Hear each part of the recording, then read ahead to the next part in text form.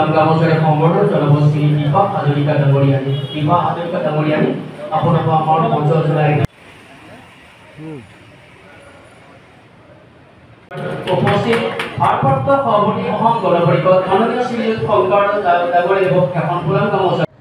এইটো বস্তু তাৰমানে আপুনি এটা বস্তু আচৰিত কথা ক'লে। আজি প্ৰথম মই তাৰমানে দিব্যায়ন শক্তিশালী পাৰ্টি বুলি যে আপুনি যে প্ৰকাশ কৰিছে, এইটো বস্তুটো এই বৰপেটা লোকসভা সমষ্টিৰ কোনো এগৰাকী ব্যক্তিয়েই তেওঁলোকে তেওঁক শক্তিশালী পাৰ্টি বুলি ভবা নাই।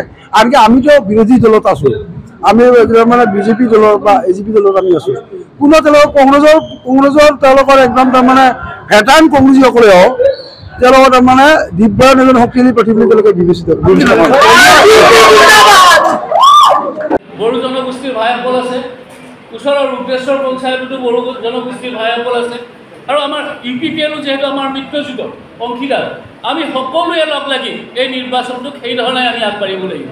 কাৰণ যোৱা সময়খিনিত আমি পদুম ফুল বুলি আমি হাতী বুলি নিৰ্বাচন খেলিছোঁ।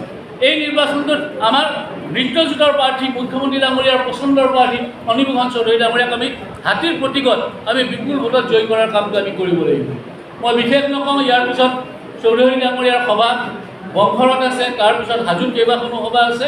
মই ভাবোঁ যে আপোনালোক সকলোৱে, কাৰণ মহিলাসকলেই হৈছে মূল শক্তি, আৰু মহিলাসকলৰ কাৰণে মুখ্যমন্ত্ৰী ডাঙৰীয়াই প্ৰতিটো দিনেই নতুন নতুন চিন্তা কৰি আহিছে। অৰুণোদয় ঘৰে ঘৰে দিলে, এতিয়া আমাৰ মহিলাসকলক আই মাতৃসকলক লাখপতি বাইদেউ বনাবৰ কাৰণে তেখেতে প্ৰক্ৰিয়া আৰম্ভ কৰি দিছে। ইলেকশ্যনৰ পিছত মহিলাসকল লাখপতি বাইদেউলৈ ৰূপান্তৰিত হ'ব।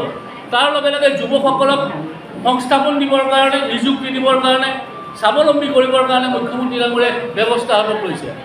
যিগৰাকী কৰ্মদক্ষ মুখ্যমন্ত্ৰী আমাৰ সন্মুখত আছে, আমাক নেতৃত্ব লৈছে, সেইগৰাকী মাননীয় মুখ্যমন্ত্ৰীৰ হাত শক্তিশালী কৰিবৰ কাৰণে অনিমোহন চৌধুৰী ডাঙৰীয়াক আমি বিপুল ভোটত জয় কৰিবৰ কাৰণে মই আপোনালোকক অনুৰোধ জনাই পুনৰবাৰ আপোনালোক সকলো